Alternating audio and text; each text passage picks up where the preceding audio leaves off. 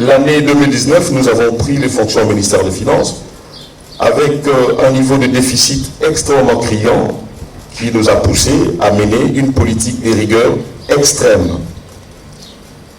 Bon, cette politique, comme vous le savez, ça ne peut pas toujours faire le bonheur de tout le monde, parce que quand on dit on ne peut pas payer quand il n'y a pas de ressources, c'est pas tout le monde qui est heureux. J'ai même suivi hier des accusations gratuites comme quoi j'interdisais qu'on donne des crédits aux commerçants, mais c'est des aberrations, je n'ai jamais dit des choses pareilles.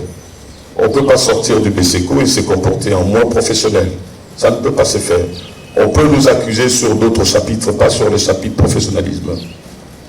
Non, j'avais demandé qu'avant que toute institution publique relevant du budget de l'État aille s'engager pour prendre un crédit bancaire, il faut que le ministre des Finances, ce qui est tout à fait logique, donne son avis préalable.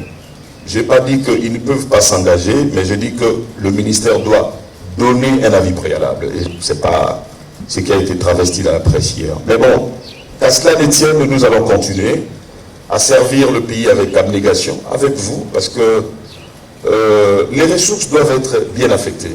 Et pour bien affecter les ressources dans un pays, il n'y a pas de la magie, il faut financer les investissements.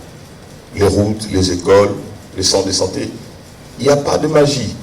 C'est ça qui fait qu'on développe dans un pays ce qu'on appelle les externalités positives. C'est-à-dire, pour que ces pays soient attractifs d'un point de vue d'investissement, il faut que nous offrions des bonnes routes, il faut qu'on offre une jeunesse qui est très bien formée, il faut qu'il y ait l'électricité, il faut qu'il y ait de l'eau, et les investisseurs vont venir.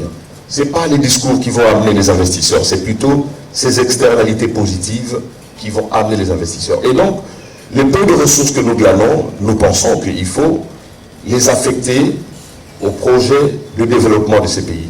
Et heureusement que ça rencontre d'ailleurs les ambitions du président de la République qui ne fait que prêcher en faveur de projets de développement. Et d'ailleurs, l'échantillon s'est un peu constitué par les 100 jours qu'il a lancé lui-même. Donc vous pouvez compter sur mon accompagnement, vous pouvez également compter sur mon engagement, mais également, surtout, compter sur l'exemplarité comme ancien agent du BCECO pour que l'institution ne soit pas souillée par mes actions au niveau de l'exécutif national.